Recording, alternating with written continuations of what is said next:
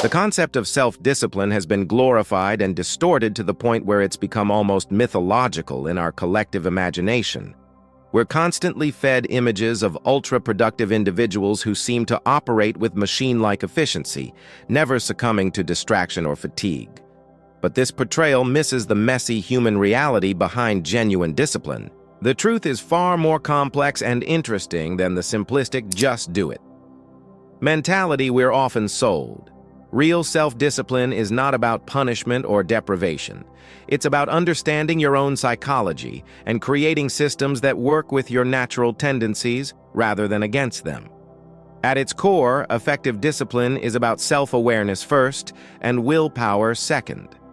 Most people approach discipline as if it's a character trait you either have or don't have, when in reality it's much more like a skill that can be developed through the right strategies. The missing piece for many is recognizing that discipline isn't sustained through sheer force of will, but through smart environmental design and habit formation. Our brains are wired to seek pleasure and avoid pain, so trying to override this with brute mental force is like trying to hold your breath indefinitely. Eventually, your biology will win. The people who appear most disciplined have simply learned to arrange their surroundings and routines so that the disciplined choice becomes the path of least resistance. They remove temptations rather than constantly resisting them, they make good habits easy and bad habits difficult, and they structure their days to align with their natural energy rhythms rather than fighting against them. Another rarely discussed aspect of discipline is its emotional component. We tend to think of discipline in purely cognitive terms, making the right decisions. But our ability to stay disciplined is deeply tied to our emotional state. When we're stressed, lonely, or emotionally drained, our capacity for self-control diminishes significantly.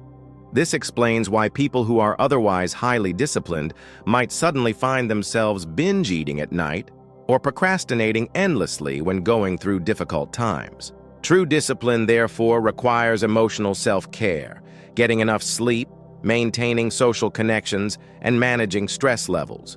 It's not just about what you do, but about how you feel while you're doing it. The most disciplined people aren't those who ignore their emotions, but those who have learned to work with them. The relationship between discipline and motivation is also widely misunderstood.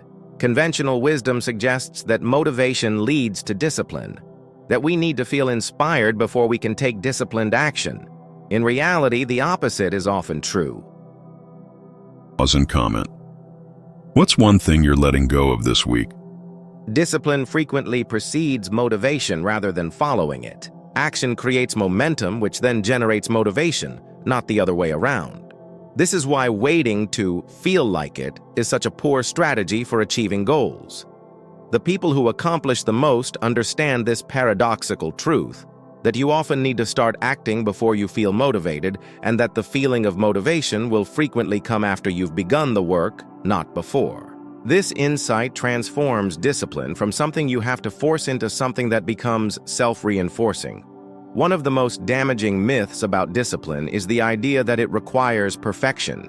In reality, discipline is much more about consistency than perfection. Missing a workout or slipping up on a diet does not mean you've failed at being disciplined. It just means you're human. What separates truly disciplined people isn't their ability to never slip up, but their ability to get back on track quickly after they do. This is where self-compassion becomes crucial.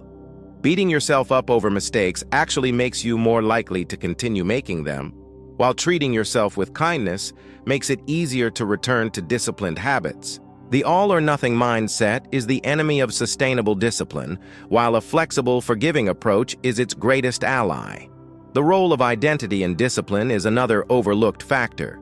When discipline is tied to who we believe ourselves to be, rather than just what we do, it becomes far more sustainable.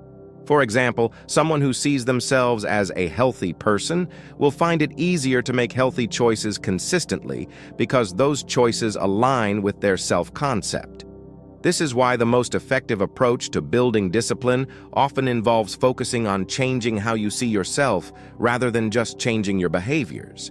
Small, consistent actions that reinforce this new identity are more powerful than drastic but temporary changes.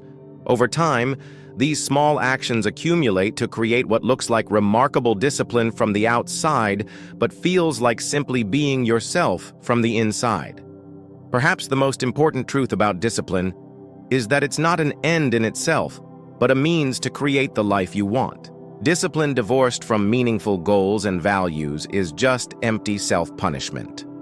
The people who maintain discipline most effortlessly are those who have connected their daily actions to larger purposes that genuinely matter to them. When discipline springs from internal values rather than external pressures, it stops feeling like deprivation and starts feeling like self-expression. This is why digging deep to understand your why is so crucial.